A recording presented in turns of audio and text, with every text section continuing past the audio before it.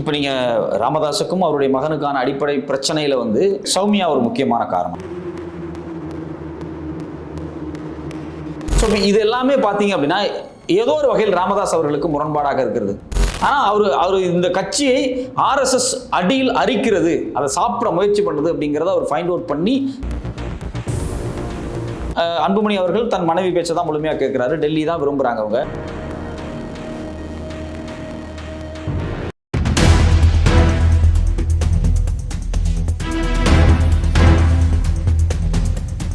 உலகத் தமிழர்கள் அனைவரையும் நான் இந்த கதைத்தலுக்காக வரவேற்கிறேன். இந்நிகழ்ச்சியில் முகமுகமாக சமாதானம் இல்லாத பல கேள்விகளை நாம் எழுப்பிக் கொண்டிருக்கிறோம். எங்களுடைய அரங்கத்திற்கு இன்றைக்கு ஒரு அற்புதமான ஜேர்னலிஸ்ட், ஊடகவியலாளர், பத்திரிகை துறை சார்ந்து கருத்தியலையும் உள்வாங்கி இருக்கக்கூடிய நம்முடைய விருந்தினர் தோழர் சத்யராஜ் அவர்கள் எம்மோடு இணைந்திருக்கிறார். அவற்றை நம்ம பேசுகிறதுக்கு ஏராளமான தகவல்களும் தரவுகளும் காத்திருக்கிறது, தொங்கித்தான் இருக்கிறது. இருந்த போதிலும் கூட அவரோடு இன்று முதல் இன்டர்வியூவில் உங்களுக்கு நிறைய விஷயத்தை தரப்போகிறேன். சத்யராஜ் சார், நிகழ்ச்சிக்கு வந்தது ரொம்ப சந்தோஷம். நன்றி சார். சார், இப்போது நீங்கள் ஒரு ஜேர்னலிஸ்ட்டு, ஒரு கல்வியாளர், ஒரு பேராசிரியரும் கூட. தமிழ்நாட்டில் அரசியல் நிலை பிப்ரவரி இந்த மாதம் நாளை 1ஆம் தேதி நினைக்கிறேன், அப்படி தானே? நாளை 1ஆம் தேதி இந்த மாதத்துக்குள்ளே அறிவிப்பு வந்துடும் சொல்லி தமிழ்நாடு அறிவிப்பு வந்திருக்கிறது. நிலவரம் எப்படி இருக்கு? முதல் கட்டம் இப்போ இன்றைக்கி இருக்கக்கூடிய நிலவரம் வந்து குறிப்பாக இன்றைக்கி இந்தியா கூட்டணி திமுகவுக்கு ஒரு சாதகமான ஒரு நிலை இருக்குது இப்போதைக்கு. இப்போ நேற்று கூட பார்த்தீங்கன்னா NDTV வந்து ஒரு சப்மிட் நடத்துனாங்க, தமிழ்நாடு சப்மிட் அப்படின்னு. அதில் வந்து பாஜகவினுடைய மோடியினுடைய நெருங்கியவர், அதே சமயத்தில் குஜராத் மாடல் அப்படின்னு சொல்லக்கூடிய அந்த மாடலை அங்கீகரிக்கக்கூடியவர் கூட அந்த மேடையில் கலந்துக்கிட்டார். கூட PTR பழனிவேல் தியாகராஜன் பேசினார். அப்படி பேசும்போது கூட கரப்ஷனை பற்றி சில வார்த்தைகள் வந்தது. ஆனால் அந்த மோடி ஆதரவாளரே என்ன சொல்கிறார் அப்படின்னா, சவுத் இஸ் க்ரோயிங் வெல், ஒரு பாசிட்டிவான நோடு தான் இருக்குது இங்கே. ஸோ அப்படிங்கிற மாதிரி அவர் சொல்லி முடித்தார். அதை பார்க்கும்போது இப்போ நார்த்தில் இருக்கிறவங்களுக்கே பாஜகவுக்கே தெரியும் 26 எலெக்ஷன் அப்படிங்கிறது வந்து திமுக கூட்டணிக்கு தான் ஃபேவராக இருக்குது அப்படிங்கிறத. இப்போ வரக்கூடிய எலெக்ஷன், ஆமாம், வரக்கூடிய எலெக்ஷன் அவங்களுக்கு தான் ஃபேவராக இருக்குது. அதில் குறிப்பாக அவங்க கொண்டு வந்த திட்டங்கள் ரொம்ப ரீச் ஆகிருக்கு. நிறைய திட்டங்கள், முக்கியமாக பெண்களுக்கு உரிமை தொகை கொடுக்கறதுக்கு, மகளிருக்கு வந்து விடியல் பயணம், இது மாதிரியான திட்டங்கள்லாம் ஒரு பக்கம் ரொம்ப பெரிய பாசிட்டிவாக இருக்குது. ஒரு திட்டத்தை மட்டுமே வச்சு ஒரு பார்ட்டியை வந்து சூஸ் பண்ண மாட்டாங்க. அந்த பார்ட்டியினுடைய ஸ்ட்ரென்த் என்ன, அவங்களுடைய அலையன்ஸோட கொள்கை என்ன, திட்டங்கள் அப்படிங்கிறது ஆளுங்கட்சியாக இருக்கும்போது இருக்கக்கூடிய ஒரு முக்கியமான ஃபேக்ட். மற்றபடி அவங்களுக்கு ஆன்டி இன்கம்பன்சி எப்படி இருக்குது, தமிழ்நாட்டில் திமுக எதிர்ப்பு இங்கே வலுவாக இருக்கா அப்படின்னா அது கொஞ்சம் மட்டுப்பட்டு இருக்குது அப்படின்னு தான் நம்ம சொல்லணும். ஸோ நீங்கள் வந்து ஒரு ஸ்ட்ராங்கான ஒரு தலைமை, ஆப்போசிட்டாக இருக்கக்கூடிய ஒரு தலைமை அப்படிங்கிறது ரொம்ப ஸ்ட்ராங்காக நின்று ஃபைட் பண்ணக்கூடிய இடத்துல இருக்குது அப்படின்னா அது கொஞ்சம் பின்னடைவாக தான் இருக்குது. சத்யராஜ் சார்ட்ட பேசுகிறது ஆன்டி இன்கம்பன்சி ஒரு செப்பாலிஸ்டாக எந்த ஒரு ஆட்சிக்கு எதிராக 4 முதல் 5% இருக்கும். இப்போ மக்கள் போராட்டம், அரசு ஊழியர்கள் போராட்டம், ஆசிரியர்கள், செவிலியர்கள், மருத்துவர்கள், தூய்மை பணியாளர்கள், is going on. Apart from their வலிமையான எதிர்க்கட்சி இல்லாதது திமுகவுக்கு பெரும் ப்ளஸ் பாயிண்ட். ஆமாம், அது ஒரு பெரிய ப்ளஸ் பாயிண்ட் தான். எப்படி சார்? எப்படின்னா அதில் வந்து நான் 2 விஷயமா பார்க்குறேன். ஒன்று, அவங்களுடைய கிரவுண்டு ஸ்ட்ரென்த்து, மக்கள் வேலை பார்க்குறது. இப்போ நீங்கள் வந்து திமுகவினுடைய இளைஞர் அணி, மகளிர் அணி, மாணவர் அணி, இவங்க எல்லாமே செப்பரேட்டாக ரொம்ப தீவிரமாக வேலை பார்க்குறாங்க. கிரவுண்டில் நான் பார்க்குறேன். நான் வந்து இப்போ சமீபத்தில் வந்து போன வாரம் வந்து மொழிப்போர் தியாகிகள் அன்னைக்கு நான் அந்த இடத்துக்கு போயிருந்தப்போ அங்கே கிட்டத்தட்ட ஒரு 10,000 மாணவர்களுக்கு மேலே கருப்பு சட்டை போட்டுட்டு ஒரு பெரிய கூட்டமாக வந்து அந்த மாணவர்கள் வந்து மொழிப்போர் தியாகிகள் குறித்து பேசினாங்க. நான் இன்டர்வியூஸ் எல்லாம் கொடுத்து அந்த பசங்கள்கிட்ட பேசினப்போ அந்த பசங்கள்கிட்ட மொழி போராட்டம் குறித்து ஒரு சின்ன புரிதல் வந்து வந்திருக்கு. அப்போ இது யாருக்கு சாதகமாக இருக்கும் அப்படின்னா, இது திமுகவுக்கு சாதகமாக இருக்கும். ஏன் அப்படின்னா, தமிழ்நாட்டில் தொடர்ச்சியாக கடந்த 4 ஆண்டுகளில் திமுக என்ன பண்ணியிருக்காங்க அப்படின்னா, மத்திய அரசாங்கத்தை நோக்கி நிறைய கேள்விகளை கேட்டுக்கிட்டே இருக்கிறாங்க. அது ஃபினான்ஸ் கமிஷன் இஷ்யூஸாக இருக்கட்டும், டீலிமிட்டேஷன் இஷ்யூஸாக இருக்கட்டும், கீழடி இஷ்யூஸாக இருக்கட்டும். இதை வந்து ஒரு காமனாக இருக்கக்கூடிய அரசியலை பார்க்கக்கூடிய எல்லாத்துக்குமே இதை கொண்டு கடத்துறாங்க. பாருங்கள், பிஜேபி நமக்கு இதை செய்ய மாட்டேங்குது, பிஜேபி நம்ம கொடுக்குற வரியை திருப்பி கொடுக்க மாட்டேங்கிறாங்க, பிஜேபி ஜிஎஸ்டி மொத்தமாக வசூல் பண்ணிட்டு போயிடறாங்க, நார்த் இந்தியாவுக்கு செலவு பண்ணுறாங்க, கீழடி ஆய்வை அடுத்த கட்டத்துக்கு நகர்த்துறதுக்கு நம்மளுடைய அறிக்கையை அங்கீகரிக்க மாட்டேங்கிறாங்க, தமிழ்நாட்டினுடைய கலாச்சார பண்பாட்டினுடைய முக்கியமாக இருக்கக்கூடிய இரும்பு காலத்தை அவங்க அங்கீகரிக்க மாட்டேங்கிறாங்க. இப்போ இது எல்லாமே வந்து ஒரு கட்சியினுடைய, ஒரு அரசினுடைய ஒரு பிரச்சாரத்தை தாண்டி ஒரு அரசியல் உரையாடல் நிகழ்த்தக்கூடிய இடத்துக்கு அது போயிடுச்சு. ஒரு குரூப் மட்டும் இதை பேசலை, ஒரு பெரிய ஒரு நடுத்தரமாக இருக்கக்கூடிய அரசியலை பார்க்கக்கூடிய மக்கள்கிட்ட இது போயிருக்கு அப்படிங்கிறது இது ரொம்ப முக்கியமான ஒரு பார்வையாக நான் பார்க்குறேன். இப்போ தமிழ்நாட்டை பொறுத்த வரைக்கும் காலகாலமாக மாநில சுயாட்சி பேசணும். நீங்கள் அது வந்து அம்மையார் ஜெயலலிதாவாக இருக்கட்டும், இல்லை எம்ஜிஆர் அவர்களாக இருக்கட்டும், யாராக இருந்தாலும் சரி, மத்திய அரசாங்கத்தை நோக்கி ஒரு கேள்வியை முன்வைக்கும் போது இங்கே ஒரு பெரிய ஒரு சப்போர்ட் வந்து எப்பவுமே ஒரு கட்சிக்கு இருக்கும். இப்போ நீங்கள் ஆப்போசிட்டில் இருக்கக்கூடிய அதிமுகவாக இருக்கலாம், இல்லை நீங்கள் வந்து விஜயா அவர்களாக இருக்கலாம், அவங்களுடைய குரல் எவ்வளவு வலுவாக இருக்குது டெல்லியை நோக்கி அப்படிங்கிறது வந்து கேள்விக்குட்படுத்துகிற மாதிரி இருக்குது. அவங்களுடைய குரல் வந்து அவ்வளோ ஸ்ட்ராங்காக இல்லை அப்படிங்கும்போது அந்த குரலை யார் கையில் எடுக்கிறாங்களோ அவங்களுக்கு ஒரு பெரிய ஒரு சப்போர்ட் வந்து ஒரு பெரிய ப்ளஸ் பாயிண்ட் எப்பவுமே இருக்கும். அந்த ப்ளஸ் பாயிண்ட்டை திமுக ரொம்ப ஷார்ப்பாக அவங்க யூஸ் பண்ணுறாங்க. எப்படின்னா சிஎம் வந்து டீலிமிட்டேஷன் பற்றி பேசும்போது பார்த்தீங்க அப்படின்னா பொது மன்றத்தில் நின்று பேசுகிறார், மக்கள் மன்றத்தில் நின்று பத்திரிகையாளர் பேசுகிறார், நம்மளுடைய உரிமை போக போகுது, அதாவது தமிழ்நாடு தலகுனிய விடமாட்டோம் அப்படிங்கிற ஒரு கேம்பெயினை அதுக்குள்ளே இருக்கக்கூடிய ப்ரோக்ராம்ஸ் ரொம்ப முக்கியமாக ஸ்பெசிஃபிக்காக அவங்க வைக்கிறாங்க. அதில் அந்த டீலிமிட்டேஷனில் வச்சு அதை கொண்டு போய் சேர்க்குறாங்க இல்லையா. இந்த முறையை வந்து அதிமுகவோ அந்த பேட்டர்னை அதிமுகவோ விஜயோ இல்லை மற்ற கட்சிக்காரங்களோ யாருமே கொண்டு சேர்க்கல அப்படிங்கிறது தான் ஒரு பெரிய வேதனையாக இருக்குது. இப்போ விஜய்க்கு ஒரு மாசு இருக்குது, அவர் வந்து ஒரு பெரிய பூமாய் வர்றாரு. இப்போ அதிமுகவை பொறுத்த வரைக்கும் அவங்களுக்கு கட்சி கட்டமைப்பு இருக்குது. இப்போ அம்மையார் ஜெயலலிதா இப்போ இருந்தால் அவங்களுக்கு ஒரு செல்வாக்கு இப்போ இருக்க தான் செய்யும். ஏன்னா அம்மையார் ஜெயலலிதாவுக்கு ஒரு ஆளுமை இருக்குது, அந்த ஆளுமையோடு சேர்த்து ஒரு கட்டமைப்பு இருக்குது. அந்த கட்டமைப்பு அப்படிங்கிறது வேற. இப்போ இங்கே கட்டமைப்பு இருக்குது, எடப்பாடி அவர்களால் அந்த கட்டமைப்பை தூக்கி சுமக்க முடியுமா? ஒரு அலையன்ஸை வந்து லாஸ்ட் மினிட் வரைக்கும் இழுத்தடிக்கிறாரு. பிளஸ் டெல்லி தானே ஃபிக்ஸ் பண்ணுது அந்த அலையன்ஸ் அப்படிங்கிறது வெளிப்படையாக தெரியுது எல்லாத்துக்குமே. இது குறிப்பாக அதிமுக கட்சிக்காரங்களுக்கு தெரியுது. இப்போ நீங்கள் அதிமுக விட்டு அவங்க வெளியே வந்தாங்க, யாரு கொண்டாடினது பார்த்தீங்கன்னா அதிமுக தொண்டர்கள் தான் கொண்டாடினாங்க. ஆனால் ஜெயக்குமார் அவர்கள்லாம் என்ன பேட்டி கொடுத்தாரு, அதை பிஜேபி விட்டு எக்ஸ்ட்ரா லக்கேஜ் எங்களுக்கு ஜெயக்குமார் அவர்கள் பேசும்போது சண்முகம் சொன்னார். Extra luggage. அதே மாதிரி ஜெயக்குமார் அவர்கள் பேசும்போது வட சென்னை என்னுடைய கோட்டை, காலங்காலமாக நான் ஜெயிச்சுட்டு இருந்தேன், இவங்களோட போய் சேர்ந்து நான் தோத்து போயிட்டேன் அப்படிங்கிறத ஒரு லிட்டரலாக பதிவு பண்றாரு ஒரு இடத்துல. இது எல்லாமே பதிவு பண்றாங்க. அப்போ இந்த பாஜக கூட்டணி அப்படிங்கிறதே அவங்களுக்கு ஒரு பெரிய மைனஸ் தான் தமிழ்நாட்டில். ஏன்னா பாஜகவை எதிர்க்கக்கூடியவர்களுக்கு ஒரு பெரிய கணிசமான ஓட்டிங் இருக்கு. இப்போ நேற்று இந்தியா டுடே சிஓட்டஸுடைய கருத்துல கிரவுண்ட் லெவல்ல பாஜக அதிமுக தொண்டர்கள் கெல்லாகலை அப்படின்னு ஒரு கருத்தை தெரிவிச்சிருக்கிறாங்க. பாஜகவுக்கு பெரிய முரண் தமிழ்நாட்டில் இருக்கிறது. அவங்க சொல்லியிருக்கிற கருத்தை இந்தியா டுடே ஆங்கிலத்தில் உள்ள தமிழில் உங்களுக்கு அதை பார்த்துருப்பீங்க நீங்கள். உத்தரப்பிரதேசம் பீகார் மாதிரியான காஸ்ட் ஈக்குவேஷன் இது வந்து நிச்சயமாக ஷுட் நாட் பி, தமிழ்நாட்டுக்கு கண்டிப்பாக ஒர்க் அவுட் ஆகாது. It has to be check lot of the challenges அப்படின்னு. அது நம்ம தமிழ்நாட்டினுடைய 100 ஆண்டு கால அரசியலினுடைய முக்கியத்துவம். நான் ஜஸ்டிஸ் பார்ட்டி 1920களில் ஆட்சி அமைக்கும் போது அவங்க ரிசர்வேஷனை கொண்டு வராங்க, அவங்க கட்டாய கல்வி சட்டத்தை கொண்டு வராங்க, அனைத்து மகளிருக்கும் ஆண்களுக்கும் சட்டத்தை கொண்டு வராங்க. இதெல்லாம் எப்படி கிரவுண்டில் ப்ளே பண்ணுது அப்படின்னா, இங்கே இருக்கக்கூடிய ஓபிசி எஸ்சி எஸ்டிக்கு வந்து ஒரு பெரிய கல்வி புஷ் பண்ணப்படுது. 69% ரிசர்வேஷன். இது இப்போ நேற்றுக்கு ஒரு டேட்டா வெளியே வருது. டிஸ்ட்ரிக்ட் ஜட்ஜஸில் இந்தியாவிலேயே 70% அதிகமாக நான் பிராமின்ஸ் இருக்கக்கூடிய, அதாவது ஃபார்வர்ட் காஸ்ட் ஜெனரல் கேட்டகரி இல்லாத இருக்கக்கூடியது தமிழ்நாட்டில் மட்டும்தான். இது அப்படியே நீங்கள் வந்து ஹைகோர்ட்டுக்கு அப்ளை பண்ணிங்கன்னா 88% ஹைகோர்ட்டில் இந்தியாவிலேயே 88% வந்து ஓபிசி எஸ்சி எஸ்டி இருக்கக்கூடிய ஜட்ஜஸ் வந்து நம்ம மெட்ராஸ் ஹைகோர்ட்டில் தான். ஸோ அப்போ இது எப்படி நடக்குது அப்படின்னா, இங்கே இருக்கக்கூடிய ஓபிசி எஸ்சி எஸ்டி அப்படிங்கிற அவங்களுடைய வளர்ச்சி அப்படிங்கிறது ஒரு ஈக்குவலா வளருது. ஒரு தலித் சமூகமும் ஒரு எம்பிசி ஒரு சமமான, அதாவது வீக்கம் இல்லை. ஆமா, வீக்கம் இல்லை. இப்போ நீங்க ஒரு கிளாஸ்ல 100 பசங்க படிக்கக்கூடிய கிளாஸ்ல 15 பசங்க மட்டும் 100க்கு 100 மார்க் வாங்கினா அது மிகப்பெரிய சாதனை அப்படின்னு சொல்ல முடியாது. கிளாஸ்ல கூடிய மொத்த மாணவர்களும் எந்த இடத்த நகர்றாங்க, அவங்க ஒரு 60 வாங்குறாங்களா 70 வாங்குறாங்களா, அது மாதிரி தான் தமிழ்நாட்டினுடைய வளர்ச்சி அப்படிங்கிறது பார்த்தீங்க அப்படின்னா இந்த எஜுகேஷன்ல வந்து எல்லா கம்யூனிட்டிக்குமே ஈக்குவல் ரெப்ரசன்டேஷன் எல்லா காலத்திலையுமே கொடுக்கப்பட்டுக்கிட்டே இருக்கு. அதாவது அதில் நிறைய குறைபாடுகளும் இருக்கலாம். இப்போ நீங்கள் அதிமுக எடுத்துங்க, திமுக எடுத்துங்க, அவங்க ஒரு மினிஸ்ட்ரி போடுறாங்க அப்படின்னா இங்கே இருக்கக்கூடிய முக்குளத்தோர் சமூகமா, இங்கே இருக்கக்கூடிய நாடார் சமூகமா, இங்கே இருக்கக்கூடிய கவுண்டர் சமூகமா, வன்னியர் சமூகம், பறையர் சமூகமா, எல்லா சமூகத்துக்கும் இம்பார்ட்டன்ஸை வந்து கொடுத்து கொண்டு வரணும் அப்படிங்கிற அப்படி பண்ணால் தான் ஜெயிக்கவே முடியும். அந்த காஸ்ட் கால்குலேஷனை நீங்கள் ஈக்குவேஷனை போடாமல் நீங்கள் நகர்த்த முடியாது. நீங்கள் நார்த் இந்தியாவில் பீகாரில் உத்தரப்பிரதேசில் பார்க்க முடியாது. அங்கே வந்து ஃபார்வர்டு காஸ்டினுடைய டாமினேஷன் இன்னைக்கு வரைக்கும் எஜுகேஷனில் இருக்குது, ஜுடிஷியரியில் இருக்குது, கவர்மெண்ட்டில் இருக்குது. ஒரு திட்டத்தை கொண்டு வராரு வச்சுக்கோ, இப்போ லாலு பிரசாத் இருந்தார், ஒரு திட்டத்தை அவர் கொண்டு வர முயற்சி பண்ணார் அப்படின்னா அங்கே இருக்கக்கூடிய பியூரோக்ரஸி அதை நடைமுறைப்படுத்தாது. ஒன்றும் இல்லை, இப்போ யூஜிசி ரூல்ஸ் நேரத்துக்கு பார்த்தீங்களா, அங்குள்ள பியூரோக்ரஸினா அங்கே உயர் சாதிக்கிறோம். ஆமாம், உயர் சாதி தான். ஆனால் தமிழ்நாட்டில் அப்படி இல்லை. தமிழ்நாட்டில் அப்படி தமிழ்நாட்டில் நம்ம தான் 20கள் இருந்து பியூரோக்ரஸிக்குள்ள படிப்படியாக உள்ள நுழைஞ்சுக்கிட்டே இருக்கிறாங்க. அதாவது அயோத்திதாச பண்டிதர் அந்த காலத்துல இருந்தே வந்துருச்சு. ஆமா, அயோத்திதாஸ் சர் சிடிபி தியாகராயர் அப்படி வந்துட்டு ஜஸ்டிஸ் பார்ட்டி 1944. ஆமா, 1949ல ராபின்சன் பூங்கால பேரஞ்சர் அண்ணா, 67ல கட்சி வந்தது, அப்படி வந்துருச்சு. இது இந்த பேட்டர்ன் அப்படிங்கிறது இது ஏன் ஒரு ஸ்பெஷலான பேட்டர்ன், இது ஒரு மாடல்னே சொல்றாங்க. டிவிடன் மாடல்ல திமுக சொல்றாங்களே, இதனுடைய இம்பார்ட்டன்ஸ் அங்கதான் இருக்கு.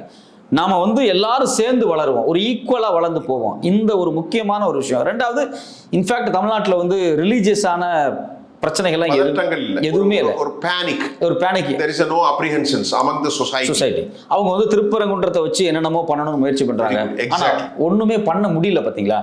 அப்போ ஒரு சர்வதேச முதலீட்டாளரும் சரி, இந்தியாவில் இருக்கக்கூடிய முதலீட்டாளரும் ஃபர்ஸ்ட் என்ன பார்ப்பான், இங்க முதலீடு பண்ணோம்னா மேன் பவர் இருக்குமா, இருக்கு.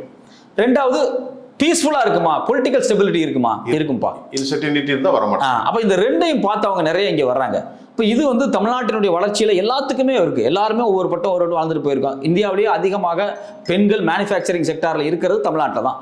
46% ஆஃப் இந்தியாஸ் மொத்த ஒர்க்கிங் உமன் தமிழ்நாட்டில் இருக்காங்க அப்படிங்கிறதா சென்ட்ரல் கவர்மெண்ட் கொடுக்கக்கூடிய சர்வே. நீங்க பெஸ்ட் காலேஜஸ் 100 காலேஜ் எடுத்தீங்கன்னா 18 இருந்து 20 காலேஜ் தமிழ்நாட்டில் தான் இருக்கு. ஆல் இந்தியா லெவலில் நீங்க அதே மாதிரி பாவர்ட்டி லைன்ல எலிவேட் பண்ணதுல, அதை எராடிகேட் பண்ணதுல தமிழ்நாட்டுக்கு ஒரு பங்கு இருக்கு. அப்ப என்னன்னா தமிழ்நாட்டினுடைய growth அப்படிங்கிறது வந்து ஆன்டி இந்துத்துவாவே இருக்கு, சமூகமாவே எப்படி இருக்கு. இங்க பார்ட்டியே ரெண்டாவது விஷயம் இல்ல. அத நேற்று சிஓட்டஸ் சுட்டிருக்காங்க. சாதிகளிடத்துல அந்த மாதிரி ஒரு மனோநிலை தமிழ்நாட்டில் இல்ல. நீங்க முக்குலத்தோர் எடுத்தாலும் நீங்க சொன்னீங்க. ஆமா, பெரும் சமூகம் முக்குலத்தோர்கள். ஆமா, அதே மாதிரி கவுண்டர்கள், அதே மாதிரி வன்னியர்கள் மதச்சிறுபான்மை மக்களிடத்துல ஒரு மாப்பிள்ளை மாமான் என்ற உறவு. இதை எப்படி பிரேக் பண்ணதான் அவங்க ட்ரை பண்றாங்க. ஆர்எஸ்எஸ் வந்து பாஜக ஆர்எஸ்எஸ் இப்ப வன்னியர் பெல்ட்ல பாத்தீங்க அப்படின்னா இந்த ஜம்பு மகிரிஷி பேரவை, இது மாதிரியான குட்டி இந்துத்துவ குழுக்களை உருவாக்கி சோசியல் இன்ஜினியரிங் பண்றாங்க. அதே மாதிரி மேற்கு பக்கம் கொங்கு பெல்ட்லையும் சரி, அவங்க சில சாதி அமைப்புகளை வச்சு சோசியல் இன்ஜினியரிங் பண்றாங்க. பட் அது ஒர்க் அவுட் ஆகலை. அவங்க ட்ரை பண்ணிட்டே தான் இருக்காங்க. ஆர்எஸ்எஸ் எல்லா ஊருக்கும் ஒரு மாடல் வச்சு தான் ஒர்க் பண்றாங்க. ஒரு சின்ன குறிப்பு, இந்த மோகன்ஜின்னு ஒரு இணை தயாரிப்பாளர், ஆமா, வன்னியர்களுக்கும் முஸ்லீம்களுக்கும் ஏதோ பிரச்சனை இருந்த மாதிரி ஒரு மையத்தில் படம் எடுத்திருக்காரு. ஆமா, இதை சொன்ன உடனே எனக்கு ஞாபகம் வந்துச்சு. அவரெல்லாம் வந்து இந்த ஆர்எஸ்எஸ் பேக்கேஜுக்குள்ள தான் இருக்காரு. நீங்க அதை சொன்னதுனால இதுல இருக்கும் ஒரு டவுட்ஸ். இப்போ நீங்க ராமதாஸுக்கும் அவருடைய மகனுக்கான அடிப்படை பிரச்சனையில வந்து சரி, சௌமியா ஒரு முக்கியமான காரணம். சரி, சௌமியா இந்த ஜம்பு மகிரிஷி பேரவை, இந்த ஆல் இந்திய சத்திரிய மகாசன சபை, இது மாதிரி வன்னியர்களை மையமாக வைத்து ஆர்எஸ்எஸ் வேலை பார்க்கக்கூடிய அமைப்புகளோடு நெருக்கமான தொடர்பில் இருக்காங்க. அவங்க வந்து பல்லாவரத்தில் வந்து பார்த்தீங்கன்னா ஒரு ஆண்டுக்கு முன்னாடி நினைக்கிறேன், ஒரு ஆண்டு சத்திரியர்கள் ஆன்மீக மாநாடு அப்படின்னு நடத்துறாங்க. ஸோ இப்போ இது எல்லாமே பார்த்தீங்க அப்படின்னா ஏதோ ஒரு வகையில் ராமதாஸ் அவர்களுக்கு முரண்பாடாக இருக்கிறது. நாம் அவர் மேலே 1000 மாற்று கருத்து சொல்லலாம், எல்லாமே எனக்கு இருக்கு. ஆனால் அவர் இந்த கட்சியை ஆர்எஸ்எஸ் அடியில் அரிக்கிறது, அதை சாப்பிட முயற்சி பண்ணுறது அப்படிங்கிறத அவர் ஃபைண்ட் அவுட் பண்ணி திருப்பி முதல்லேருந்தே அவர் சொல்லிட்டே தான் இருக்காரு. அது ஒத்து வரல. அன்புமணி அவர்கள் தன் மனைவி பேச்சை தான் முழுமையாக கேட்குறாரு. டெல்லி தான் விரும்புகிறாங்க அவங்க. ஸோ அதனால் கட்சியை வந்து ஆர்எஸ்எஸ்ட பலி கொடுக்குறாங்க. இது போச்சு அப்படின்னா நமக்கே வரலாறு இருக்காது அப்படின்னு ராமதாஸ் அவர்கள் நினைக்கிறார். எனக்கு வரலாறு இருக்காது அப்படின்னு ராமதாஸ் அவர்கள் நினைக்கிறாரு. அந்த சிக்கல் ஓடுது. அப்போ ஆர்எஸ்எஸ் வந்து தமிழ்நாட்டை ஒரு டஃப்பான களமாக தான் பார்க்குது. அவங்க கேஸ்ட் ஈக்குவேஷன்ஸோ இல்லை அவங்க வந்து இங்கே ரெப்ரசன்டேஷன் ஒரு பெரிய சமூகத்துக்கு ரெப்ரசன்டேஷன் இல்லைன்னு சொல்லவே முடியாது. எல்லா சமூகத்துக்கும் ரெப்ரசன்டேஷன் இருக்கிறதுனால எப்படி தமிழ்நாட்டை நாம் அணுகுவது அப்படிங்கிறதுக்கே ஆர்எஸ்எஸ்க்கு இங்கே ஒரு பெரிய சிக்கல் இருந்துகிட்டே இருக்கு. நீங்கள் ஒரு பக்கம் பெரியார் இயக்கங்கள் இருக்குது, தமிழ் தேசிய இயக்கங்கள் இருக்காங்க, இன்னொரு பக்கம் பார்த்தீங்கன்னா தலித் இயக்கங்கள் இருக்காங்க. எல்லாருமே ரொம்ப தீவிரமாக இந்துத்துவ எதிர்ப்பை முன்வைக்கக்கூடியவங்க.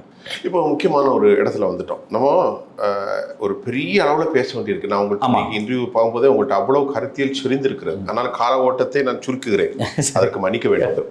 நீங்கள் ஆர்எஸ்எஸ் எந்த மாதிரியெல்லாம் விவகாரங்களை உள்வாங்கி சமூகங்களுக்கிடையே ஒரு பெரிய ரிஃப்ட், ஒரு பிளவு ஏற்படுத்தி அவர்கள் சனாதனம், சத்திரியர்கள், இன்னும் இன்னொரு அமைப்பு, நிறைய அமைப்பு இருக்கு, ஜன்தன் யோஜனா, இப்படி எல்லாம் ஜன்தன் ஜங்கன் வந்தாலே அது அவங்க தான் விளக்கு பூஜை நடத்துறதுக்கெல்லாம் ஒரு அமைப்பு அனுமதி கொடுக்குறாங்க. பட் ஈச் அண்ட் எவ்ரி செக்டோரியலா அதை பெனிட்ரேட் ஆகிட்டே இருக்கிறாங்க. ஆமா, அது வந்து ஸ்ட்ராங்கா வந்து சக்சஸ்ஃபுல் ஃபார்மேட்டு நார்த்தில் சரியா. ஆனா இப்போ நான் கேட்பது, நேற்று இந்தியா டுடே சிஓட்டஸ்ல 3வது பிளேயர் 15% நடிகர் விஜய் ரோல் பண்ணுவார் அப்படிங்கிறது. திரு சத்யராஜ் அவர்களின் பார்வையில் விஜய் தமிழ்நாட்டு அரசியலில் எந்த லெவலில் இருக்காரு, அவருடைய பின்னணி என்ன? அவருக்கு ஒரு திரை பிம்பம் இருக்கு, அவருக்கு ஒரு பெரிய ரசிகர்கள் பட்டாளம் இருக்க தான் செய்கிறாங்க. அவருடைய ஓட்டு இது வரைக்கும் ப்ரூவ் பண்ணப்படாமல் இருக்கிறதுனால அவருக்கு ஒரு கிரேஸ் இருந்துட்டு தான் இருக்கு. ஏன்னா we don't have any appropriate evidences. இப்போ அவங்க தரப்புல அவங்களுக்குள்ள இருக்கக்கூடிய வார் ரூமுக்குள்ள அவங்க ஒரு 20-25 வாங்குறதாக அவங்க பேசிக்கிறாங்கன்னு நான் கேள்விப்பட்டேன். நேற்று அவங்க 15% போட்டிருக்காங்க. ஆமாம், வார் ரூமுக்குள்ள சில பேர் பேசுகிறாங்க, 15% போடுறாங்க. ஒரு 10% வரலாம், அவங்களுக்கு அந்த வாய்ப்பு இருக்குது. ஆனால் இந்த முறை மட்டும்தான் வர முடியும். அடுத்த முறை அவங்க இருந்தாங்க அப்படின்னா அது வர முடியாது. நீங்கள் கேப்டன் விஜயகாந்த் மாதிரி சொல்கிறீங்க. இல்லை, அவங்க ஆக்சுவலினா நீங்கள் வந்து அந்த ஹோப், இப்போ விஜய் சிஎம் ஆயிடுவார் அப்படிங்கிற ஒரு ஹோப்பை தான் விஜயினுடைய ரசிகர்களுக்கு அதிகமாக கொடுத்துட்ருக்காங்க. அவர் நின்னாலே ஜெயிச்சிருவார்ப்பா, அவர் ஒரு கூட்டணி, அவர் வந்து ஒரு கூட்டணி போட்டிருந்தாரா அவர் ஜெயிச்சிருவார் அப்படிங்கிற மனநிலையை வந்து அந்த இளைஞர்கள் மத்தியில் அவங்க விதைச்சிட்டே இருக்காங்க. தேர்தல் அப்படிங்கிறது வந்து சோஷியல் மீடியாவில் பார்க்கக்கூடிய வீடியோக்கள் மட்டும் கிடையாது. தேர்தல் அப்படிங்கிறது கிரவுண்டில் கால் பதிச்சு நிற்கணும். எல்லா கிளை அமைப்பு பாகம் இங்கெல்லாம் முகவர்களை உட்கார்ந்துருக்கணும், வேலை செய்யணும். கிளை அமைப்பாளர்களை உட்கார்ந்து தீவிரமாக வேலை செய்யணும், மக்கள்கிட்ட பேசணும், பிரச்சாரம் பண்ணணும். இது ஒரு பெரிய ஸ்ட்ரக்சர். இந்த ஸ்ட்ரக்சர் விஜய்க்கு இல்லை. விஜய்க்கு ஒரு பாப்புலரான ஒரு முகம் இருக்குது, அதனூடாக சோஷியல் மீடியாவில் ஒரு பெரிய பூம் இருக்குது, இளைஞர்கள் ஓட்டு போடுவாங்க. பட் ஆனால் அந்த ஸ்ட்ரக்சர் அதை விட ரொம்ப ஸ்ட்ராங்கானது. அவங்கள தங்களை ஸ்ட்ரக்சராகவே மாற்றிக்கல அப்படிங்கிறது அவங்களுக்கு ஒரு பெரிய பலவீனம். ஆனால் இந்த எலெக்ஷனில் அவங்க ஒரு 10% வாங்கலாம். பட் ஆனால் அடுத்த எலெக்ஷன் வரைக்கும் அவங்க இருந்தாங்க அப்படின்னா அவங்க யாரோடாவது கூட்டணி போட்டு ஒரு கட்சி கட்டமைப்பை வளர்த்தா அவங்க இருக்கலாம். இல்லைனா அவங்களால லாங் ரன்னாக ஓட முடியாது. கட்சி கட்டுமானம் அப்படிங்கிறது ரொம்ப முக்கியம். அது இப்போ பாரதிய ஜனதா தற்போது அவங்க வச்சிருக்கிற டிமாண்ட் எல்லாம், நாங்கள் 18% வாக்கள் வைத்திருக்கிறோம், தனித்து 11% வாக்களை பெற்றிருக்கிறோம்.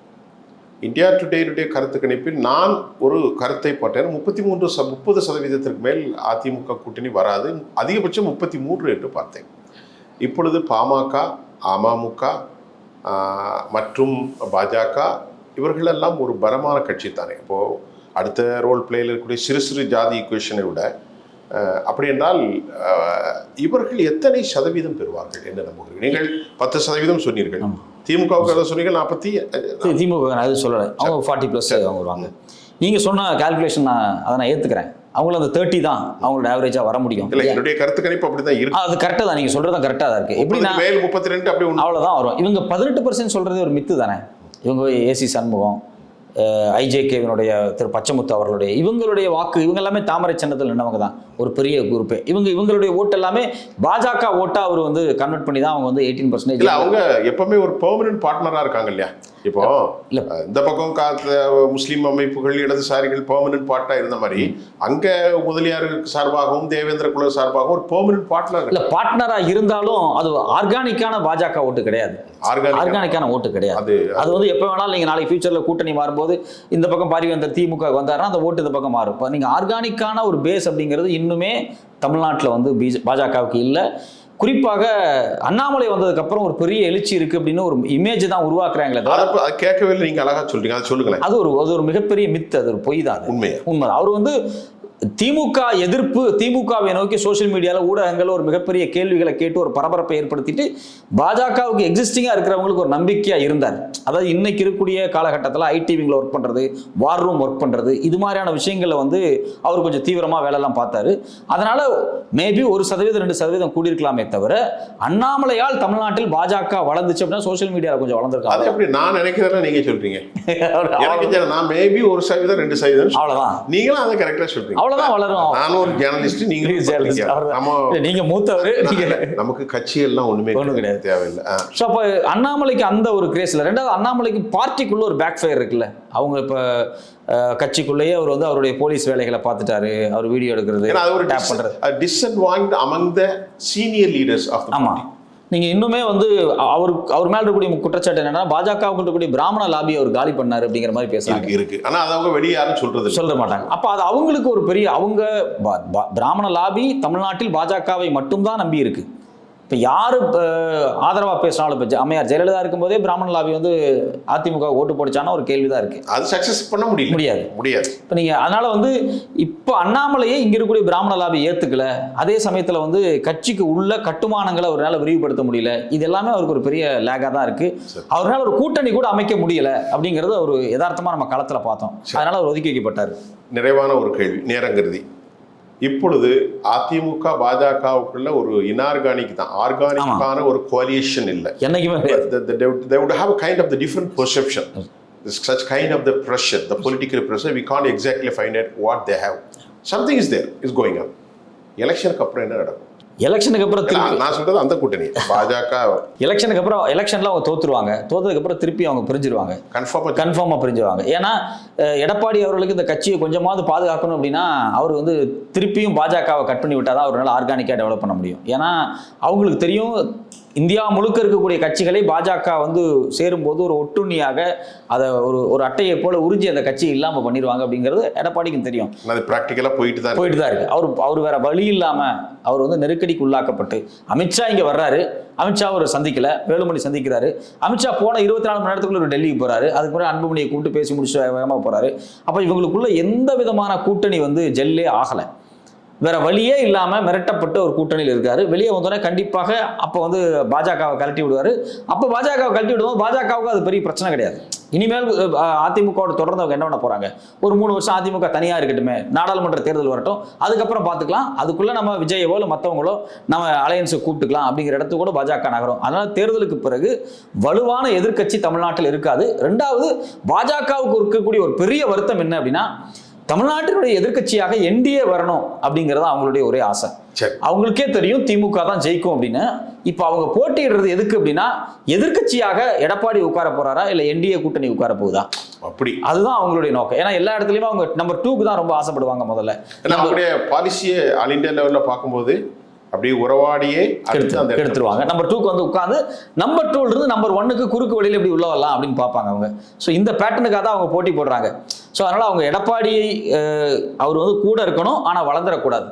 அதுல அவங்க ரொம்ப தெளிவாங்க. அவங்க கூட இருக்கணும், அவங்க ஆர்கானிக்கா வளர்ந்து தனிக்கட்சியா கூட்டத்தில் இருக்கிற எல்லாருக்கும் இவங்களை பத்தி தெரியும். டிடிவிக்கும் தெரியும், பாமகவுக்கும் தெரியும் இவங்க எப்படி ஆழ்த்தான். தோழர் சத்யராஜ் ரொம்ப நிறைய பேசணும்.